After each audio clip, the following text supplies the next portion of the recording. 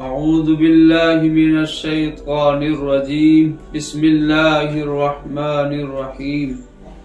الحق من ربک فلا تکونن من الممترین صدق اللہ العظیم۔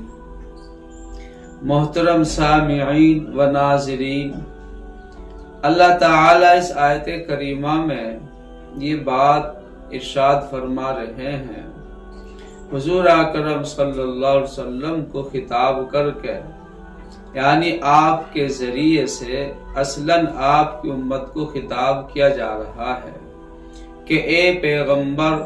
یعنی اے پیغمبر کے ماننے والوں، تم اس بات کو بخوبی یاد رکھو کہ حق اور سچ بات وہی ہوتی ہے جو تمہارا رب یعنی تمہارا پروردگار جس بات کو بیان کرتا ہے، چاہے وہ قبلے کی بات ہو، چاہے وہ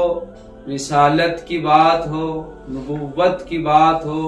قرآن کریم کی بات ہو، قیامت کی بات ہو، اعمال کی حشر و نشر کی بات ہو۔ اللہ تعالیٰ نے جو بات جس انداز میں اور جس طرح بیان فرمائی ہے، تم اسی کو حق اور سچ سمجھو، اور حق بھی یہی ہے۔ اللہ تعالی ہی وہ ذات ہے جو حق کے علاوہ کوئی بات اپنے یہاں سے نہیں نازل کرتے، اور حق کے ماننے ہی میں فائدہ ہے۔ حق کے ماننے کا فائدہ یہ ہے کہ اللہ تعالی راضی اور خوش ہوں گے، اور جب اللہ تعالیٰ کی رضا و خوشنودی حاصل ہوگی، یہی بندے کی اصل کامیابی اور کامرانی ہے۔ اہل ایمان کو اس بات میں اس آیت کریمہ میں غور کرنا چاہیے اور اطمینان رکھنا چاہیے۔ آج کل جیسے جو عدم اطمینان ظاہر کیا جاتا ہے، جیسے ہر شخص جس کو دیکھو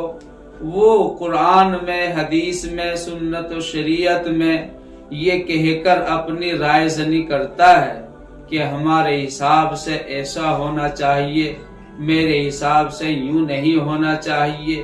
آج یہ ایک عام مرض بنتا جا رہا ہے کہ وہ شخص جس کا قرآن سے، حدیث سے، سنت سے، شریعت سے کوئی واسطہ نہیں ہے، الا یہ کہ کچھ تھوڑی معلومات اور مختصر سی سوجھ بوجھ، وہ یہ کہہ کر شریعت میں دخل اندازی کرتا ہے کہ میرا مشورہ یہ ہے، میری رائے یہ ہے۔ ایسے لوگوں کے لیے یہ آیت ایک کھلا پیغام ہے کہ وہ اللہ کی بات کو، اللہ کے حکم کو، اللہ کی ذات کو سمجھے اور اپنے اس ایمان کی خبر لے کہ جس کے قبول کرنے کے بعد اللہ کی ہر بات کو قبول کرنا ضروری ہوتا ہے، اور رسول اللہ صلی اللہ علیہ وسلم کے رسول ماننے کے بعد جن کی اتباع و اطاعت اور جن کے طریقے کو اختیار کرنا ایک مومن کے لیے از حد ضروری ہوتا ہے۔ آج کے اس پرفتن دور میں جبکہ لوگوں کی جرأتیں اور جسارتیں بڑھ گئی ہیں، معمولی سوجھ بوجھ حاصل کر کے، بلکہ سنا کے اور اپنے آپ میں مطالعہ کر کے وہ قرآن و حدیث، سنت و شریعت میں اپنی رائے داخل کرنا چاہتے ہیں، اور یہ ایک عام مزاج بنتا جا رہا ہے کہ سنتوں پر بحث، قرآنی آیات کے مفاہیم اور مطالب پر بحث اور ان کے معنی میں چیمے گوئیاں۔ یاد رکھنا چاہیے یہ بات خطرے سے خالی نہیں ہے، اور یہی وہ شیطانی راستے